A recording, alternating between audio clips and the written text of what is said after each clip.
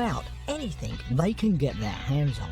To cut down on crime and antisocial behaviour, the police and other agencies are using new tactics and technology, so the bad guys get caught in the act. CCTV is gold dust. Great evidence for the police. Gotta have them stopped. Local councils, shops and businesses are laying some traps of their own. The eureka moment when you get that evidence. And the general public too can help unsuspecting crooks get their comeuppance. People won't stand by. I couldn't sit back and do nothing. Yes, we've got her. So anyone who's up to no good had better think twice. They might just get caught red-handed.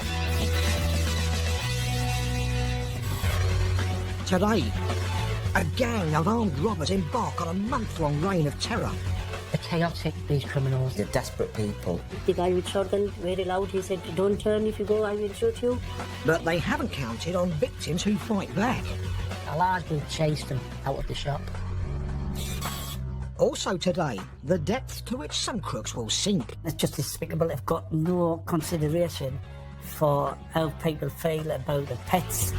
When prized fish are stolen, the family trawl through CCTV to land a catch. And thou shalt not steal. A higher power watches a church usher pocketing the collection money.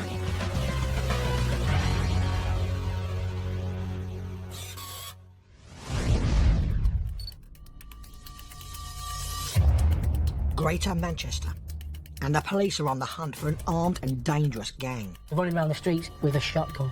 They're absolutely chaotic. They're targeting businesses and commit 9 raids in a month, leaving behind them terrified victims. She's got a gun in her face, she's got somebody else grabbing her from behind. Her whole life must have just flashed in front of her. Then they try to rob Ali's restaurant. We got a robbery here with gun. Someone's just entered with a gun? Yeah, shotgun. A shotgun? But he bravely stands up to them. The guy with shotgun, very loud, he said, "Don't turn, if you go, I will shoot you." I just want to protect my colleagues, so that's why I just took a risk.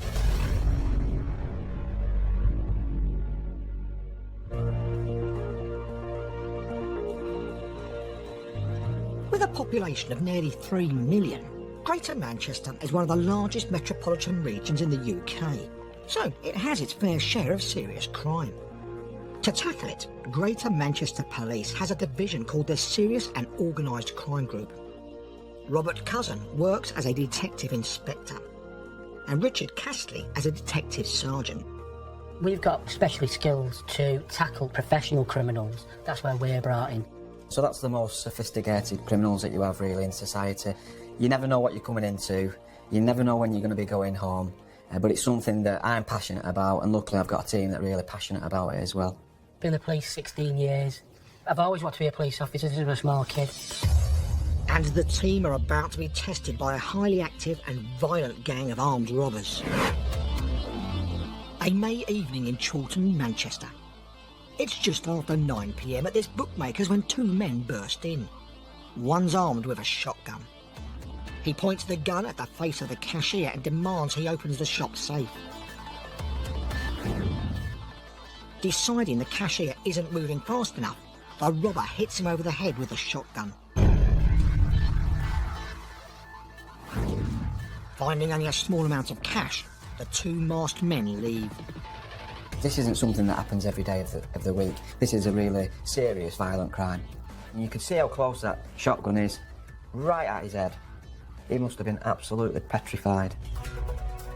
The robbers are in and out in under 4 minutes, and there's not much for the police to go on as they were masked and wearing gloves.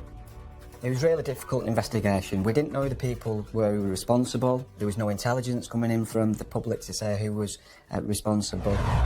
5 days later, and 80 miles away in Derby, there's a robbery at another bookmaker's. This time, there are 3 raiders. Again, one of them carries a shotgun.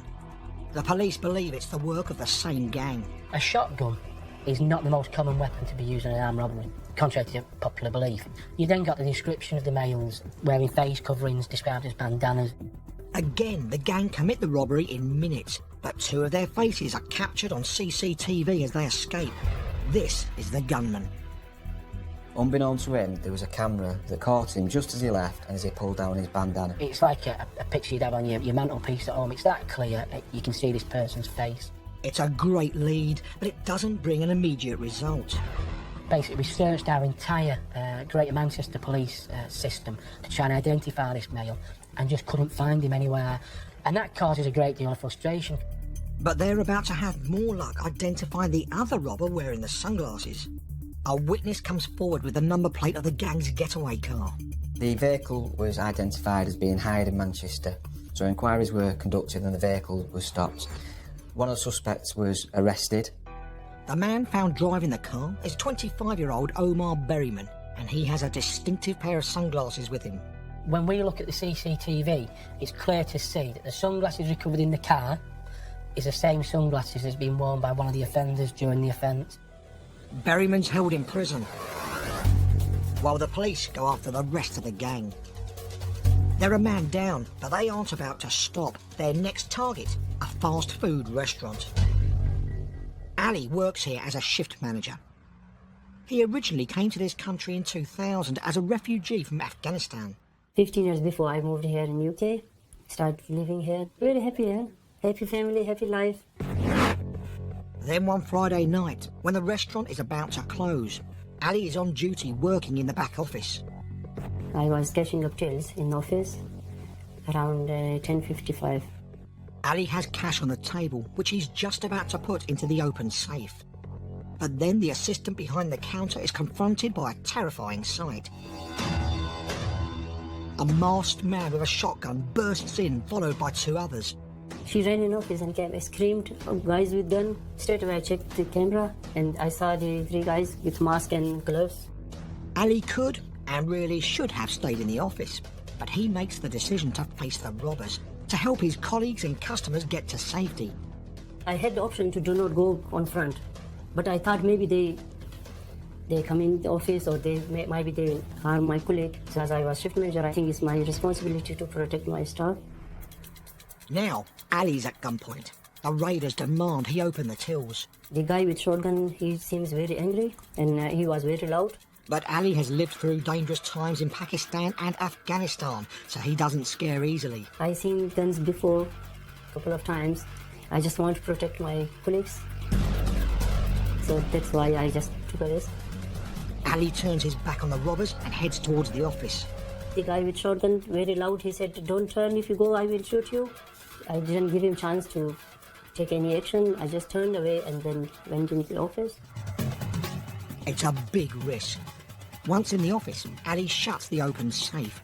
The other staff have got away, so he locks the office door, sealing himself off from the armed gang. Then he calls the police. We got a robbery here with gun. Someone just entered with a gun? Yeah. Realising they've been outsmarted, the gang leave empty-handed. Are you okay? Yeah, I'm fine. And all your staff are okay, yeah? They're a little scared, but they are okay. Ali keeps a cool head and checks on some customers who witnessed the raid but were ignored by the robbers. Each customer, I said, no, don't be scared. I just rang police, they are coming. One customer is sitting over there. After that, this customer came and said, "You are my hero." Makes me feel very proud. When the police arrive, Ali gives them the CCTV footage of the attempted robbery.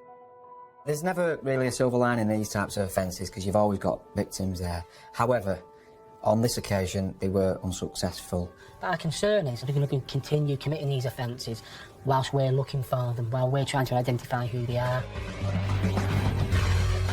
Later, the gang's crimes escalate. They become more desperate and aggressive. This must be the most frightening experience that these people will have ever had and are ever likely to have. But when they attempt to rob a mobile phone shop, they get more than they bargained for. Throwing a chair, the staff fight back.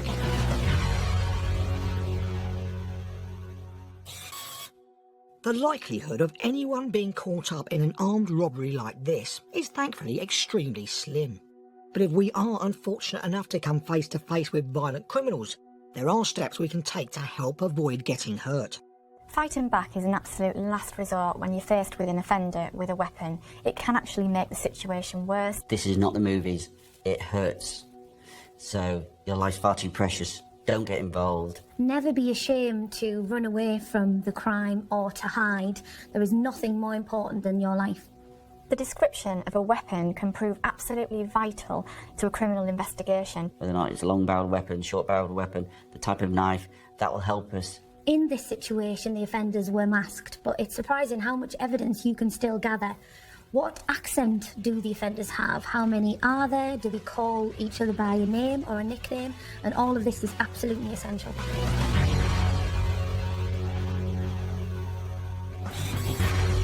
Coming up, thieves try to net a fortune from fish by stealing valuable koi carp. The biggest fish that we had could have been worth up to about £30,000. The family check their cameras and hook a couple of slippery crooks out for some nighttime fishing. Is nothing sacred anymore? When the church usher takes the collection at the end of a service, the congregation don't expect him to help himself.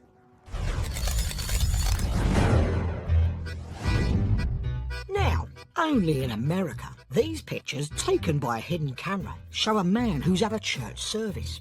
But he's not worshipping with the congregation. He's skulking in the corner of a back room. And the money he's rather inelegantly stuffing into his trousers is from the church's collection baskets. To make things worse, he's one of the church ushers. And he's doing this while the service is still going on.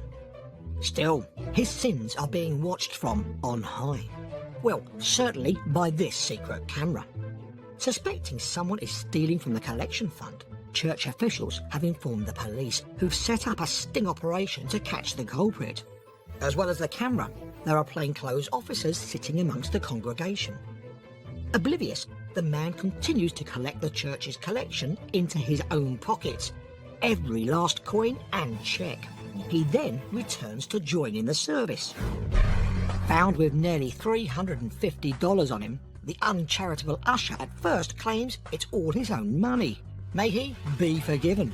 Well, no. The police and the church don't turn the other cheek. He is ushered away and charged with theft. Thieves will take just about anything that's not bolted down. But here's a fishy tale for you, where a couple of crooks net themselves a bizarre catch. Sunderland. It's the early hours of the morning and these men are about to commit an unusual sort of crime. They're going fishing, but for somebody else's fish. It's just despicable. They've got no consideration for how people feel about the pets. And his beloved koi carp have been stolen. The pond was completely empty. It was desolate. The family can't understand why anybody would steal their pet fish until they find out exactly how much these carp are worth. Anywhere from 1,000 to 30,000. Now Andy and his family desperately hope the police can hook these crooks.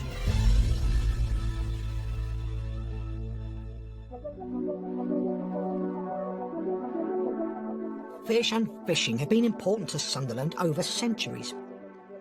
And fish certainly play a major role in the life of this Sunderland resident. These Japanese koi carp belong to Andy. Fish to me is comforting. It's very comforting.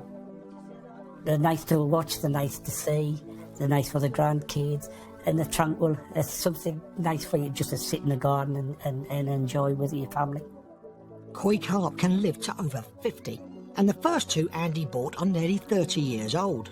Daughter Gemma has grown up with them. Dad got the pond when I must have been about 11 or 12, I think. It grew from there. Gradually, every Father's Day, birthdays, we buy him more and more fish. And since then, the love's grown. When we've had children, we've passed that love on to them. Gemma lives down the road from her parents. She now has her own smaller pond of fish. But for her and her children, including daughter Megan, Grandad's pond is still the best. We'd just love to come down and feed them and watch them swim about and gobble up all the food. Well, can we feed the fish? Can we feed the fish? It is, it's a lovely atmosphere for them. Everybody has a firm favourite. There was one silver fish, and Dad named it Victoria Beckham because it just reminded us of her, with the sparkles and everything. The family have never had any problem with crime, but Gemma's husband has installed security cameras on the outside of their house. They're going to prove useful in a way they could never have expected. Andy and his wife have gone away on holiday. As usual, while they are away, daughter Gemma looks after her mum and dad's fish. But early on a Wednesday morning, she immediately knows there's something wrong. Usually when you go out to the pond, the first thing you see is the fish jumping. They sense you coming and they realise that they're going to get food straight away. And there was nothing. All of the big fish had gone. Just panic, really. With a ladder leaning against the garage wall opposite the pond, there's no doubt somebody's deliberately fished out their fish. So I quickly rang the police. Gemma then checks her own pond to find that she too is missing some of her fish. My husband actually suggested we check the cameras to see if they'd picked anything up. This is what the cameras reveal. Nearly 1:30 a.m. 3 men holding buckets and a net walk around the side of Gemma's house. Moments later, in the dim light, the camera in Gemma's back garden shows one of the buckets being placed on the ground. 3 shadowy figures move towards her pond. They stay for a few minutes before heading towards Gemma's dad's garden. They collect their bucket, and what we think they've then done is climbed over next door's garden and then down into my parents' garden. Out of view of Gemma's cameras, they then clear Andy's pond. They use his ladder to climb out over the garage. I think the most shocking thing was to know that somebody was in that close proximity, and yet we weren't aware of it, and they'd just been right outside of, my daughter Meg's window. When my mum told us, I'd realised that the noises that I thought were just the wind wasn't. It was actually the men moving me fish out of the garden. It took us a while to get her to calm down, and on a few nights, she couldn't sleep. She was upset by the whole thing, really. As thefts go, stealing a pond full of fish is fairly uncommon. The police were really surprised when we contacted them. I don't think they'd even ever heard of it. They were really good, really supportive. Gemma gives the police the CCTV footage and they begin their investigation. Then, with a heavy heart, Gemma makes a call abroad. So then I had to ring my dad. An awful phone call I have to make because I know how much Mum and Dad loved the fish. Very upsetting, very annoyed, couldn't do nothing, sitting in Tenerife. Obviously, it's Bodge holiday, and it's just despicable. They've got no consideration for how people feel about the pets.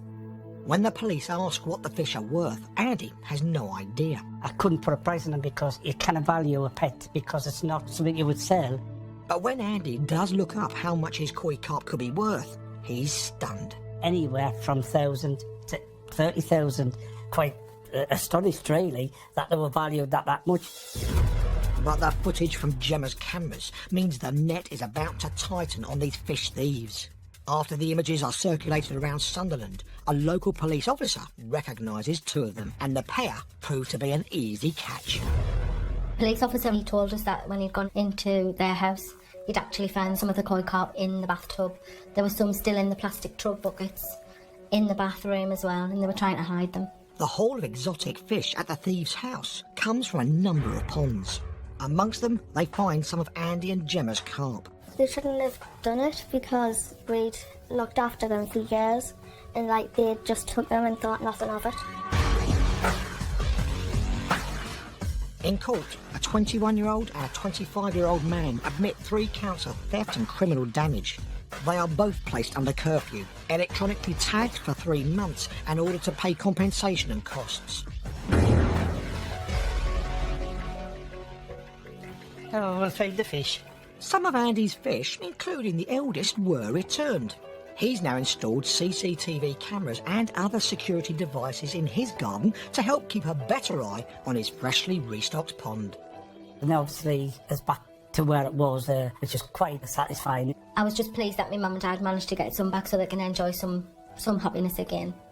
We'll have the fish as long as I'm here. There'll always be fish in my family. Yeah.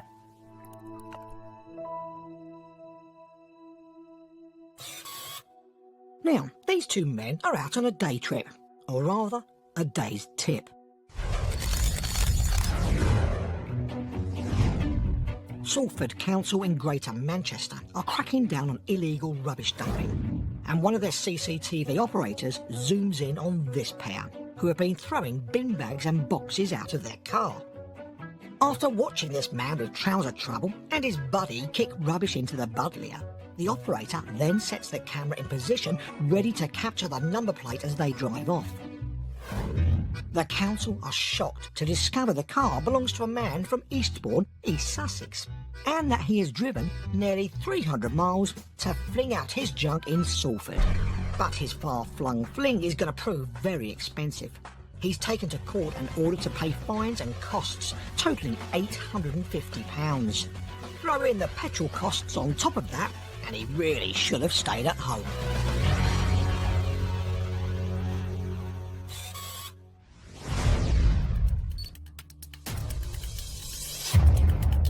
The Greater Manchester Police Serious and Organised Crime Group are on the trail of an aggressive gang of armed robbers. They've already raided 2 businesses at gunpoint and attempted to rob another until they were foiled by the selfless actions of restaurant manager Ali. I think it's my responsibility to protect my staff. The guy with shotgun, very loud, he said, "Don't turn, if you go, I will shoot you." I didn't give him chance to take any action. I just turned away and then went into the office. But now the gang's crimes are starting to escalate. We then get hit with a double whammy, and there's 2 offences in one day. They hold up a bookmaker's in Stratford, Manchester. Then 15 minutes later, they rob a shop a few miles away. Over the next week, they hit more small businesses. This team were relentless. Offences were being committed on average every 3 days. We were playing catch-up, trying to get the clues that we needed to put these people behind bars. And it was difficult because no sooner had we made progression on one crime and then there was another crime. But police are collecting evidence about these robbers. They wear similar clothes each time. Distinctive bandanas, a grey hoodie, and a blue hoodie with a yellow logo. Despite carrying out so many armed robberies, the gang aren't getting away with large sums of money. They're committing offences at convenience stores, which is really low value they're going to get from them. 3 offenders committing an offence, getting 300 or 400 quid. It indicates there that there's a degree of desperation in relation to these people. And alarmingly, the gang are getting more aggressive too. When they realise they're not getting as much as perhaps they want, they then target the female who's working in there and rip her chain off her. Got a gun in her face, she's got somebody else grabbing her from behind. Her whole life must have just flashed in front of her. But the gang get a taste of their own medicine when they try to rob this mobile phone shop. It's Monday lunchtime. As before, 3 raiders burst in, but this time they're in for a shock. A staff member throws a chair at the gunman. And there's another surprise for the robbers. This shop has its own gang of brave assistants. A large group of males in the back of the shop see what's going on, and then they start to chase them out of the shop. Now it's the robbers' turn to be alarmed. They run out empty-handed. So you're quite chuffed that they've not got anything and no one's been harmed on this occasion. The concern from my perspective at that point is they've not got away with anything. These are desperate people. Somebody else is going to be a victim of crime. And that's exactly what happens. Just 4 hours later, they launch a raid on this bookmaker's shop. Their actions are becoming more desperate, and they're more ready to use force with staff and members of the public. You're starting to rob customers, taking mobile phones, taking jewellery from them, actually threatening them with shotguns as they was leaving. This must be the most frightening experience that these people will have ever had and are ever likely to have. And it just increases our fear of what they're going to do next. The police turn up the heat on the streets of Manchester and flood the area with officers. It goes quiet. For a short while, there are no robberies. But then Robert's team get a surprise call from Northamptonshire Police. They have arrested 3 men after a couple are held hostage and robbed in their own home. We were made aware because the 3 people who were arrested were from Manchester, and significantly the fact that they had a sawn-off shotgun. This could potentially be the same team. We then researched the people that were in custody. The men were stopped in a car trying to escape. They are 20-year-old Coyote Freeman and 23-year-old Roman Richards from the Manchester area. And importantly, the gunman whose face was caught on camera, 23-year-old Jake Prempeh. Basically, he was from London, who'd come up to Manchester and had associated with people in Manchester. Could Prempeh and the other men be the gang responsible for the entire recent series of robberies? And that was really the start of where some really important pieces of jigsaw just started to fit in. They find a treasure trove of evidence inside the car. Grey and blue hoodies that match those worn in the robberies, as well as a bandana and bright orange gloves. And then there's the shotgun. We've compared that to the CCTV footage of the firearm used in the offences. You can see the shape is all the same. They also seize mobile phones. Robert and Richard can retrieve data from them and they discover further evidence against the men. And they were really important. When we started to look where the phones had travelled to and the times of the offences, we were able to quickly ascertain that these people had been at the scenes of crime. And then, some more proof. DNA from all three men is found on the clothes taken from the car. It proves each of them committed some or all of the raids. You get the confirmation that it is our suspects, we can match the clothing to the CCTV, then that's a bingo type moment. In total, the gang have committed 9 armed or attempted armed robberies. Despite their aggression, they have stolen just £6,000. The behaviour of that gang was absolutely disgusting. Clearly they had no regard at all for any other person other than themselves. In court, the robbers plead guilty. Jake Prempeh is jailed for 15 years, 7 months. Omar Berryman and Coyote Freeman, who took part in some of the robberies, are given 6 years and 4 months and 6 years and 8 months respectively. And Roman Richards is sentenced to 8 years and 4 months in prison. We were really pleased with the convictions, a real feeling of success, and the fact that we put some dangerous criminals behind bars. And hopefully for the victims, they can get on with their lives and they can move on. And restaurant manager Ali, who outwitted the robbers the day they tried to rob him, is glad no other victims will suffer at the hands of this gang. It's good they've been arrested, then at least they're gonna stop doing this. I was very happy. That's it for today. Join us next time when police and the public catch more criminals red-handed.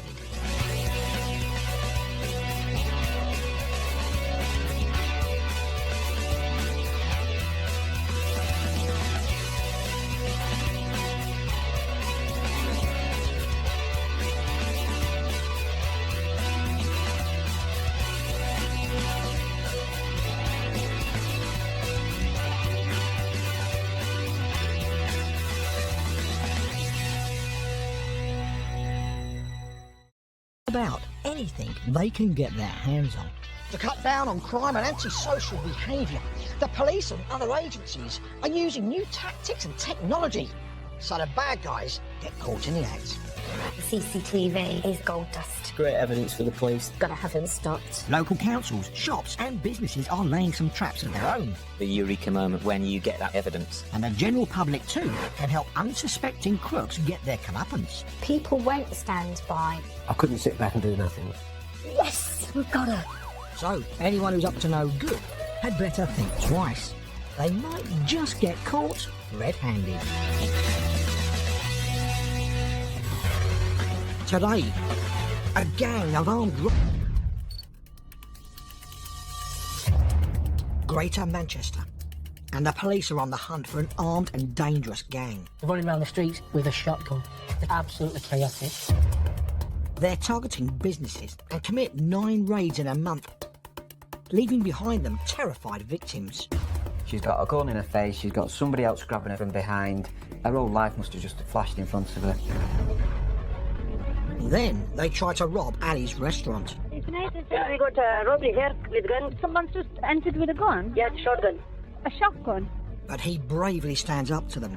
The guy with shotgun, very loud, he said, "Don't turn, if you go, I will shoot you." I just want to protect my colleagues, so that's why I... Something that I'm passionate about, and luckily I've got a team that are really passionate about it as well. Been in the police 16 years. I've always wanted to be a police officer since I was a small kid.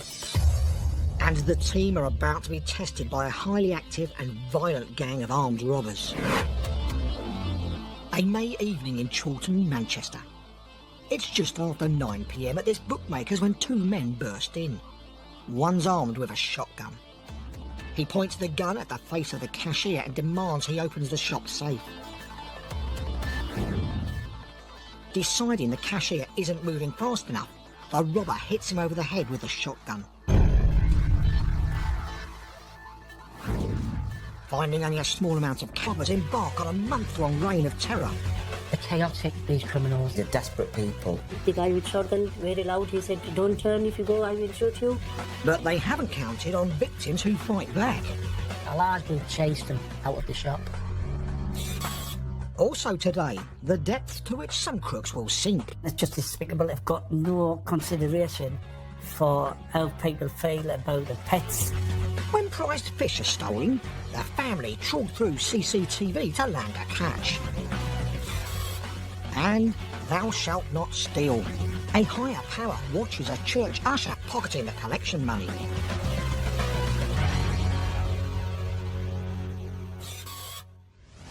Just because.